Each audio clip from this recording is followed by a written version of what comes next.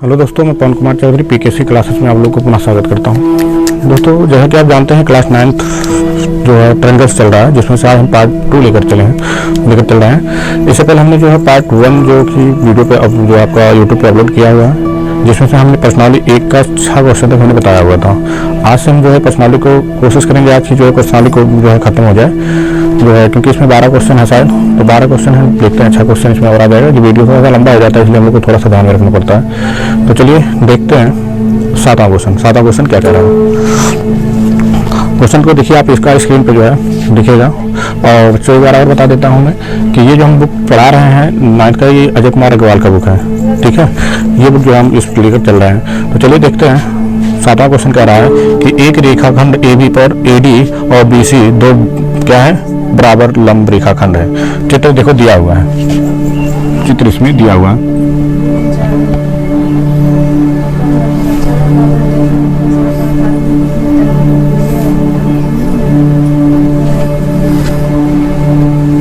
नाम दिया है, क्या क्या है, ये A है, ये B है, उसके बाद ये C है, ये D है। तो लंब है, साधारण चित्र में दर्शाया गया है। तो कह रहा है CD रेखाखंड AB को समद्विभाजित करता है। देखो इसमें क्या बोल रहा है कि जो CD देख रहे हो ना, CD रेखाखंड जो आया हुआ है, इसको कह रहा है आधे आधे भागों में बांट रहा है। मतलब कि इसको यहाँ पर O दिया है, अर्थात OB और OA कह रहा है बराबर होना चाहिए। ये सिद्ध करना है हम लोगों को, ठीक है। तो चलिए देख लेते हैं हम क्या सिद्ध करना है, उसको लिख लेते हैं यहाँ पे।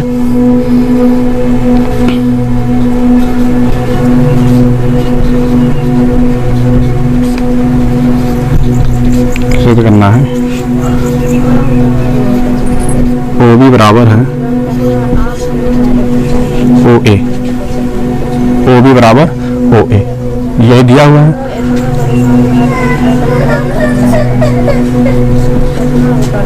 परमाण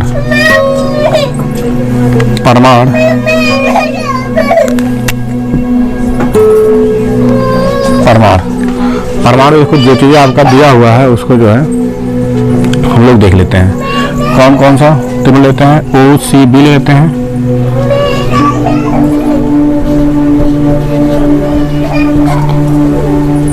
ODA,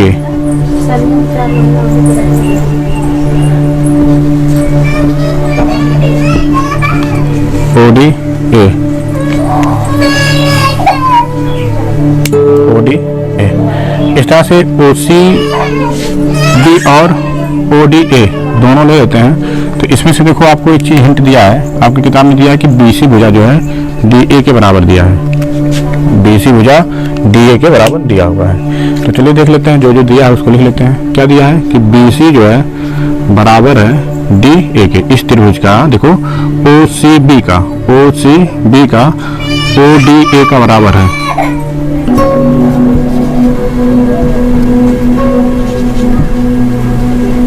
क्योंकि ये दिया है,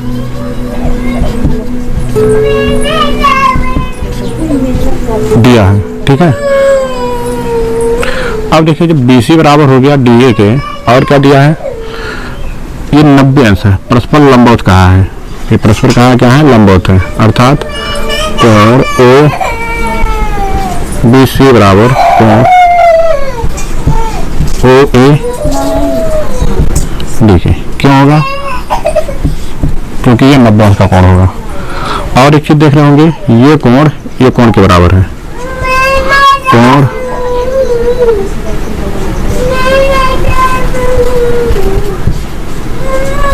DOA के।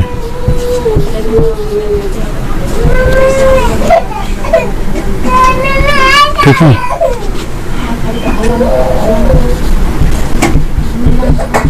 शीर्षा बहु कोण है, ठीक है। ये शीर्षा बहु कोण हो गया। अब आप देख रहे होंगे, अतः कह सकते हो, अतः क्या कह सकते हो, एंगल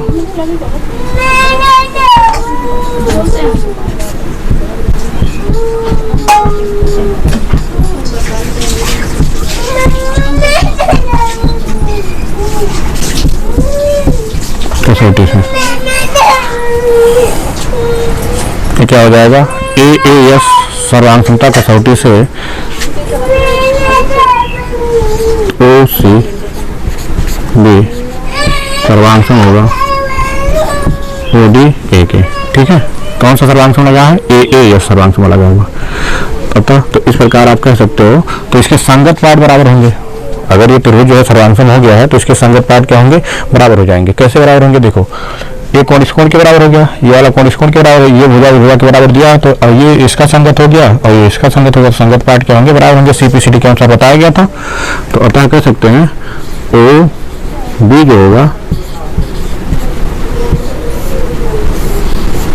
ठीक है, ये प्रूफ हो गया।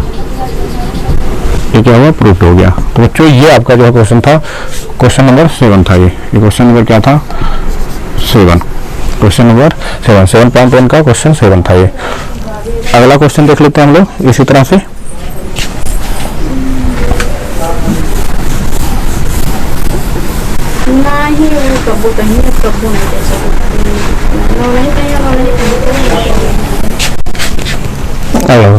अगला क्वेश्चन देखिए क्या बोल रहा है। इसका भी चित्र दिया है 8वां नंबर। कह रहा है L और M दो समांतर रेखाएं हैं। देखो L और M कह रहा है दो समांतर रेखाएं हैं। देखो एक हो गया L A, एक हो गया M। ये दोनों क्या हैं? समांतर हैं। L और M दोनों क्या हैं? समांतर हैं। एक को नाम देते हैं L, एक को नाम देते हैं M। L और समांतर रेखाएं हैं। और कह रहा है कि जिन्हें समांतर रेखाएं P और Q एक अन्य युग्म पर छेद करता है। ऐसे ये और ये, एक का नाम है P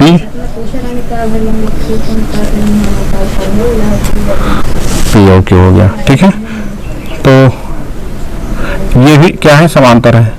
ये भी समांतर है, दिया हुआ है। ये भी समांतर है। और फिर देखो क्या कर रहा है, फिर कहते हैं चालक चित्र में दिया है, दर्शाइए कि ABC। देखो यहाँ पर नाम दिया है, एक यहाँ से बिकर खींचा हुआ है ऐसे।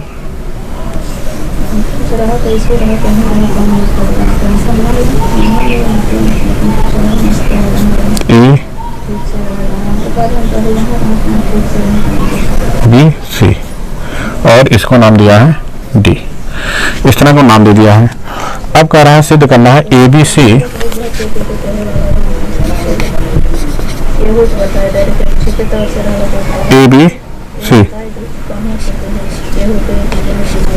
सर्वांशों में CD AK। किसके? CD AK। त्रिभुज ABC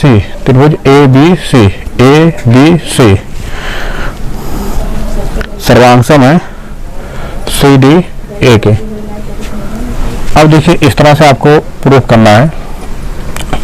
तो प्रूफ करने के लिए हमने देखिए क्या दिया हुआ है कि L और M समांतर है। तो बोल लेते हैं L और M समांतर है। और कौन? इधर देखिए L M समांतर, इधर PQ समांतर है। दिया है L L समांतर है M के। देखो L समांतर है किसके? M के। L किसके समांतर है? M के। दिया हुआ इसमें L समांतर M के हैं। ऐसा देखो, नहीं तो इस तरह से लिख लेते हैं। L पॉइंट के हिसाब से चलेगा तो दिक्कत होगा थोड़ा सा। हम लोग अगर L समांतर M के दिया है, दिया क्या है इसको यहाँ पर लिख देते हैं। पहले परमार से पहले लिख देते हैं। दिया है क्या दिया है कि L व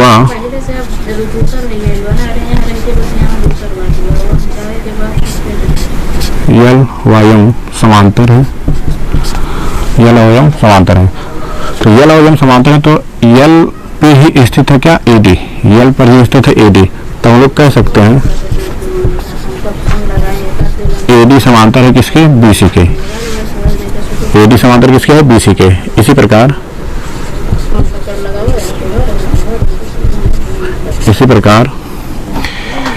PQ समांतर कहाँ है किसके? PQ P व Q ये भी आपस में क्या है? समांतर है। ये भी आपस में समांतर है। और PQ पे स्थित है क्या? P पे स्थित है AB। तो AB समांतर हो जाएगा किसके? AB समांतर किसके होगा? DC के। ठीक है, तो इस प्रकार से अब हम लोग देख लेते हैं। त्रिभुज ले लेते हैं कौन सा? ये तो दिया था इतना। अब प्रमाण में देख लेते हैं। प्रमाण में क्या देखते हैं, त्रिभुज में देखते हैं ए बी सी, त्रिभुज ए बी सी व त्रिभुज सी डी ए में, अब देखिएगा ये कोण जो है इसका इस कोण के बराबर होगा। क्या होगा, ये कोण इस कोण के बराबर होगा, क्योंकि ये देखो ये वाला रेखाखंड इस वाले रेखाखंड के समांतर है ना। तो हम लोग लिख सकते हैं क्या, कोण बी ए सी बराबर होगा कोण किसके, ए सी डी के।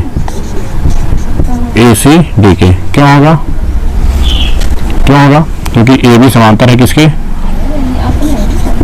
ए बी समांतर सी डी के।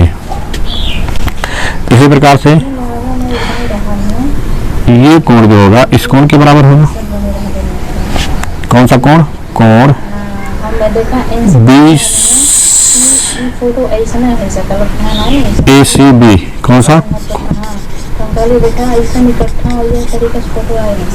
ए सी बी बराबर किसके होगा, सी ए डी के, कोण सी ए डी के। क्यों होगा, क्योंकि अब देखो ये कोण इस कोण के बराबर हो गया है। अब ये कोण इस कोण के बराबर क्यों है, क्योंकि ए डी समांतर है किसके, बी सी के। अब ए डी समांतर बी सी के है और तथा ए सी भुजा बराबर है किसके, ए सी के, क्योंकि ये उभयनिष्ठ है, ये उभयनिष्ठ है। अतः आप कह सकते हो, अतः अब आप लोग देखिए कौन सा सर्वांश पता लगेगा, ए वाला जो है ए एस ए। कैसे, ये देखो ये कोण इस कोण के बराबर हो गया, ये कोण जो है सॉरी ये कोण जो है इस कोण के बराबर हो गया और ये कोण इस कोण के बराबर हो गया। अब दोनों के बीच में ये भुजा आ रहा है, तो अतः कह सकते हो ए एस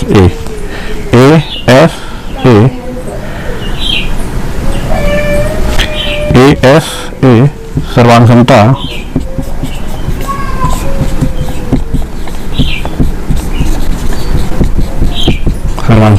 कसौटी से क्या हो जाएगा, यहाँ देख लो देते हैं, दिख नहीं रहा होगा। अब बस वो हो गया त्रिभुज ए बी क्या हो जाएगा, सी डी ए। इस तरह से प्रूफ हो गया, ठीक है, इस तरह से प्रूफ हो गया।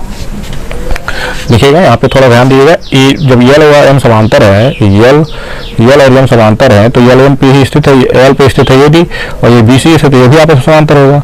ऐसे जो है आपका पी और क्यू जब समांतर है, पी और क्यू, तो पी पे स्थित है ए बी और क्यू पे स्थित है बी सी डी, तो ये भी समांतर होगा। तो परिमाण ए बी सी को ले लेते हैं अगर हम, तो बी ए सी कह सकते हैं, बी ए सी बराबर होगा किसके, देखो बी ए सी बराबर होगा ए सी डी के बराबर हो जाएगा। ऐसे इधर वाला देखो ए सी बी बराबर हो जाएगा किसके, सी ए डी के बराबर हो जाएगा, क्योंकि ये सब एकांतर कोण है, ठीक है, ये क्या होंगे, समांतर है। और दूसरा चीज और ध्यान में रखिएगा, ए बी समांतर सी डी के हैं और ये समांतर, तो यहाँ पे आप लिख सकते हैं एकांतर कोण के हिसाब से, किसके, एकांतर कोण। और यहाँ पे भी लिख लेंगे कि आप लोग एकांतर, जब समांतर रहेगा तभी एकांतर कोण बनाएगा। तो इस तरह से एकांतर कोण के हिसाब से क्या होगा, ये आपका बराबर हो जाएगा और भुजा बराबर हो जाएगा। तो ए एस ए सर्वांग क्षमता कसौटी के अनुसार ये क्या होगा, त्रिभुज सर्वांग सम हो जाएगा, ठीक है। तो ये आपका 8वां क्वेश्चन भी, कौन सा क्वेश्चन था ये, 8वां क्वेश्चन ये कंप्लीट हो गया। 8वां क्वेश्चन जो था ये कंप्लीट हो गया। चलिए अगला देखते हैं।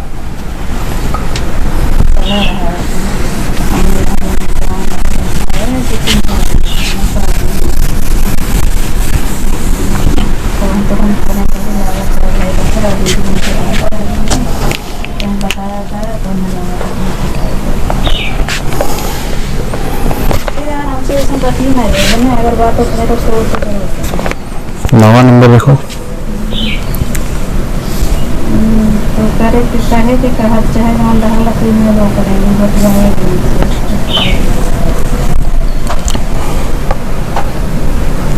यहाँ पर ए है और कोण ए का कह रहा है समद्विभाजक है, यल ऐसे गया हुआ है।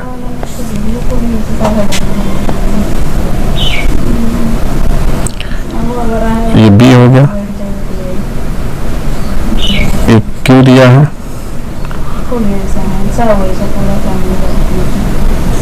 पी ऐसे हो गया। ठीक है, यहाँ इसको मिलाया हुआ लंब है और ये इस पर लंब है।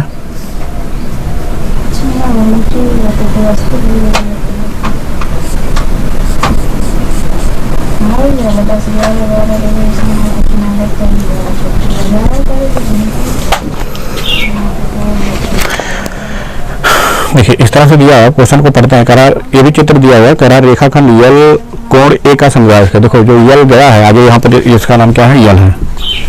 यल जो गया हुआ है ये कह रहा है कि यल ए का समद्विभाजक है। ए का समद्विभाजक मतलब इसको दो बराबर भागों में ये बांट दिया हुआ है। और फिर क्या बोल रहा है, और बी रेखाखंड यल पर स्थित है। बी देखो रेखाखंड किस पर है, ये यल रेखाखंड है, इसी पर स्थित है बी।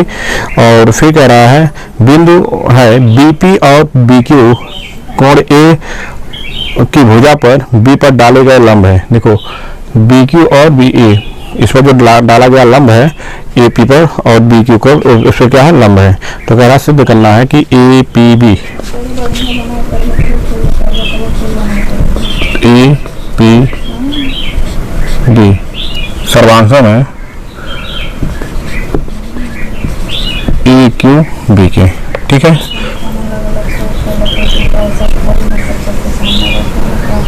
और बीपी बराबर है बीक्यू के, बीपी बराबर है बीक्यू के, अर्थात बिंदु बी कोण ए का समदूरस्थ है। अर्थात बिंदु बी कह रहा है कोण ए की भुजाओं से समदूरस्थ, मतलब ये दूसरा आपको ये प्रूफ करना है। चलिए देखते हैं अब प्रमाण। देखो क्या क्या दिया है प्रमाण में, हम वही लिखेंगे।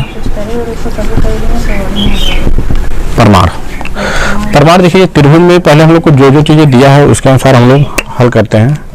तो सबसे पहला काम है, देखिए ये कोण कह रहा है इस कोण के क्या है, बराबर है, कहा है। और ये कह रहा है लंब भी है, ये क्या कहा है कि लंब भी है। तो चलिए लिख लेते हैं, त्रिभुज लेते हैं पहले। कौन कौन सा त्रिभुज, ए पी बी। देखो A P B, A P B त्रिभुज A Q B.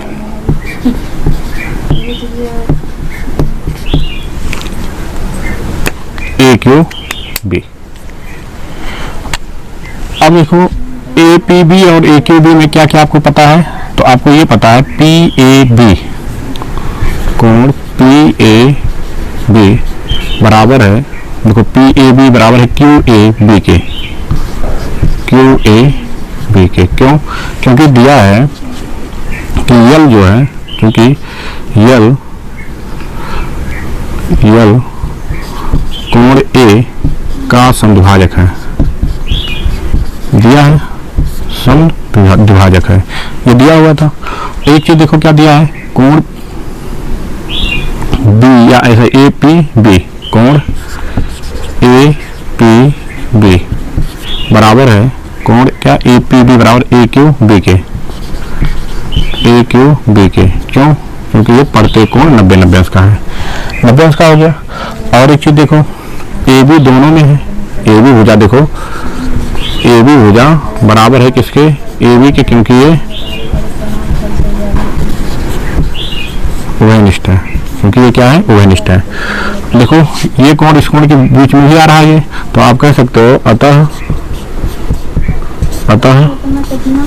A S A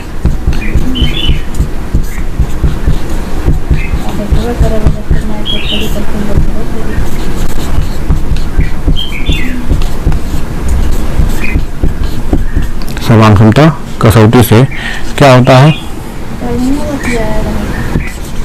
A P B सर्वांगक्षम होगा त्रिभुज ए क्यू बी के। पहला तो आपका ये प्रूफ हो गया, पहला प्रूफ है किसके अनुसार, ए एस ए सर्वांगक्षमता के अनुसार। देखो दो कोण बराबर हो गया था, एक भुजा बराबर हो गया, बीच का भुजा भी बराबर हो गया था। अब कह रहा है बीपी बराबर बी क्यू के है, बीपी बराबर, मतलब देखिए ये 90 अंश का कोण था, ये 90 अंश का कोण था, ये वाला कोण इस कोण के बराबर दिया हुआ था, ये भुजा देखो दोनों में था, तो इसलिए सर्वांग हो गया। अब जब सर्वांग त्रिभुज का जो संगत पार्ट होता है वो क्या होता है, बराबर होता है। अब संगत पार्ट देखो, इसका ये भुजा जो होगा अतः बीपी बराबर हो जाएगा बी क्यू के। क्यों? सीपी सीटी के अनुसार तो इस तरह से आपका ये भी कंप्लीट हुआ।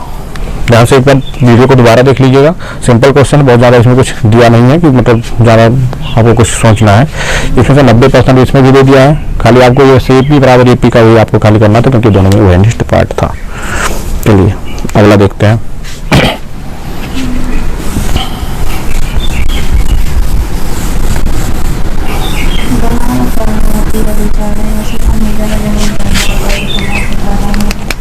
देखिए इसमें जो चित्र दिया हुआ है, चित्र पहले बना लेते हैं, फिर आपको बताते हैं क्या क्या इसमें दिया हुआ था।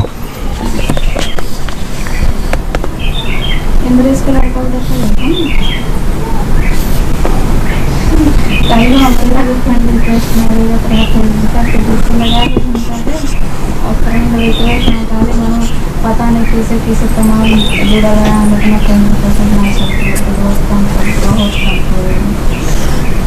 पहले हमें तो देखा ही होता है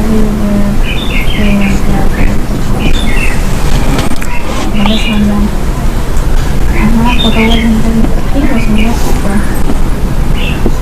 है डी है, फिर इसको A B C D A ई है, और ये क्या है ई है, और डी को ई से मिलाया हुआ, ये हो गया।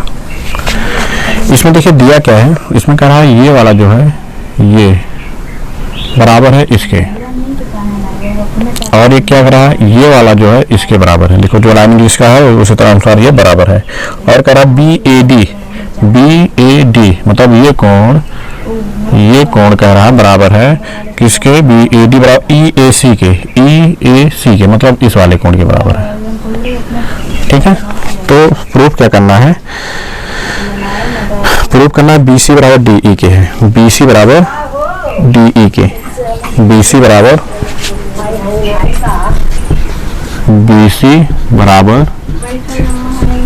डी ई के।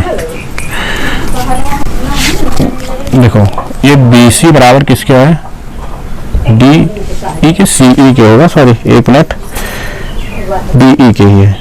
बी सी बराबर किसके है, कह रहा बी सी भुजा डी ई के बराबर होगा। ये चीज हम लोग को प्रूफ करना है।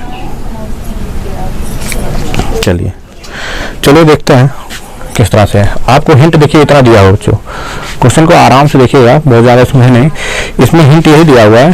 देखो एक लाइन वाला जो देख रहे हो ये वाला देखो ये आपस में बराबर है, ये वाला इसके बराबर है, ये दो देख रहे हो ये आपस में ये इसके बराबर है, और ये कोण जो देख रहे हो इस वाले कोण के बराबर है। ये चीज़ इसमें दिया हुआ है। अब देखो प्रूफ करना है बी सी बराबर डी ई के, बी सी बराबर डी ई के, ये चीज़ आपको प्रूफ करना है। देखिए जो आपको प्रूफ करना है उसको हम लोग देखते हैं। पहले देखो भुजा जो दिया उसके अनुसार चलते हैं हम लोग। देखिए एक बार तो हम लोग त्रिभुज लेते हैं, कौन सा त्रिभुज जो हिंट दिया है उसके अनुसार चल लेते हैं। देखो जो दिया है उसको हम लोग लिख लेते हैं, ए ई बराबर है किसके, ए सी के, दिया है ना। देखो दिया है क्या, ए ई बराबर है ए सी के, इसको यहाँ पर लिख लेते हैं क्या, दिया है, जो दिया है उसके अनुसार हम लोग लिख लेते हैं। दिया है ए ई बराबर है ए सी के, इसको मान लेते हैं समीकरण नंबर 1, ये दिया हुआ था। और क्या दिया है, ए बी बराबर है ए डी के, ए डी बराबर है किसके, ए बी के, इसको मान लेते हैं क्या 2। और क्या दिया है देखो, कोण बी ए डी, कोण बी ए डी बराबर है ई ए सी के, ये भी दिया हुआ है। तो एक चीज देखिएगा, अगर हमको त्रिभुज को बराबर करना हो तो ये देखो ये भुजा BC भुजा किस में आएगा, BC देखो किस त्रिभुज में आएगा, तो BC हम देखेंगे ABC में आएगा। किस में आएगा, देखो वो इसको अलग पेन से हम कर देते हैं, AD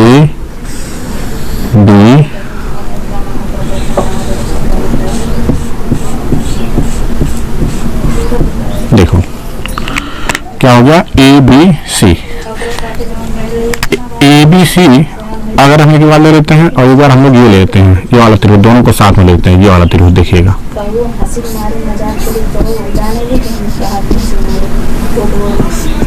देखिए ये दोनों त्रिभुज हम लोग लेकर हल करेंगे। क्यों, क्योंकि हमको प्रूव करना BC बराबर DE के, तो BC देखो इस वाले त्रिभुज से मिल जाएगा ABC से, और ADE से मिल जाएगा हमको क्या, DE मिल जाएगा। समझ आ रहा है? अब देखो वहां से तो हमको मिलेगा, लेकिन एक चीज देखो, सबसे पहले तो हमको प्रूफ करना होगा, क्योंकि हमको कोण में ये कोण बराबर इस कोण के दिया है। एक चीज देख रहे होगे, DAC दोनों में कॉमन है, DAC इस त्रिभुज में आ रहा है, इस त्रिभुज में आ रहा है, इसलिए दोनों पक्षों में क्या करो कि ये जोड़ दो, लिख देते हैं इसको समीकरण नंबर 3, हाँ फिर लिख देते हैं समीकरण नंबर 3 में, समीकरण नंबर 3 के दोनों पक्षों में क्या जोड़ना है, DAC जोड़ दीजिए, कोण DAC जोड़ने पर देखो DAC जोड़ देते हैं, चलो जोड़ते हैं, कोण BAD प्लस जोड़ना क्या है, DAC बराबर कोण EAC है, जोड़ना क्या है, कोण DAC। हो गया। अब एक चीज देखिए बच्चों, अगर हम लोग BAD जो देख रहे हैं, BAD इसमें क्या जोड़ रहे हैं, DAC जोड़ेंगे तो क्या करेगा, ये पूरा कोण निकालेगा कि नहीं निकालेगा। देखो तो हम लोग इसके अनुसार इसके जगह पे क्या लिख सकते हैं, कोण BAC, देखो BAC, क्योंकि देखो इस वाले कोण में ये वाला कोण जोड़ा गया है, तो ये दोनों कोण मिला के क्या हो जाएगा, BAC हो जाएगा, बराबर हो जाएगा। इधर देखो EAC में ए भी जोड़ दिया गया तो क्या निकालेगा, EAD निकालेगा। कौन सा कोण, EAD। इसको समीकरण नंबर मान लेते हैं 4, समीकरण नंबर 4 मान लेते हैं। अब जो है हम लोग ले लेते हैं जो त्रिभुज देने के लिए हम बात कर रहे थे, एक बार त्रिभुज लेते हैं ABC, ये तो भी दिया हुआ था, परमाण के हिसाब से कर लेते हैं, परमाण लेते हैं। कौन कौन सा त्रिभुज लेते हैं, त्रिभुज लेते हैं ABC लेते हैं, ABC हुआ त्रिभुज AD, कौन सा ABC ADE में। अब देखो जो चीजें दिया है, क्या दिया है, हमने दिया ABC, AB बराबर है, देखो AB बराबर है किसके, AD के, समीकरण नंबर 2। देखो समीकरण नंबर 2 में क्योंकि दिया हुआ था ना AD बराबर AB के, देखो AD बराबर AB के दिया हुआ था। इसी प्रकार देखेंगे हम लोग कोण BAC बराबर है कोण EAD के, क्योंकि समीकरण नंबर 4 में देखो ये प्रूफ कर चुके हैं, समीकरण नंबर 4 में प्रूफ कर चुके हैं। और एक चीज देखो क्या दिया हुआ है, AC बराबर है, ABC वाले में से AC बराबर है AE के, AC बराबर है AE, ठीक है, क्योंकि ये भी क्या है, समीकरण नंबर कैसे 1 के,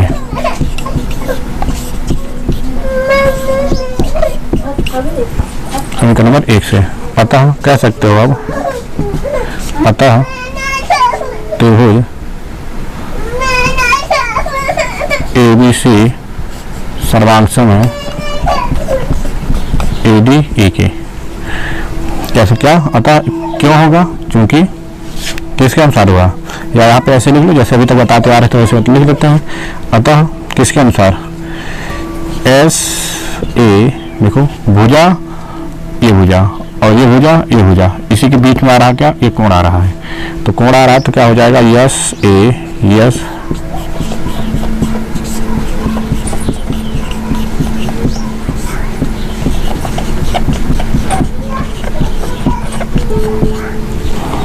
कसौटी से क्या हो जाएगा, यहाँ पर देखो त्रिभुज ए बी सी सर्वांगसम हो जाएगा त्रिभुज ए सी ई के, ए सी ई के। देखिए सॉरी ए डी ई है, क्या है, ए डी ई है।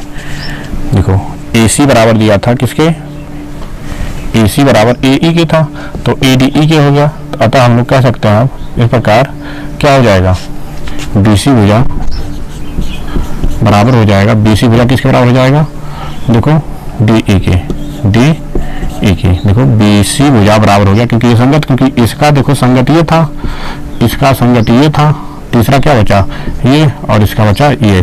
तो इसमें मतलब ये तीनों क्या हो जाएंगे, आपस में बराबर हो जाएंगे किसके, by C P C T के द्वारा। इस अंतराल जो है ये आपस में बराबर होगा। चलिए बच्चों, तो आज के लिए इतना ही। जय हिंद।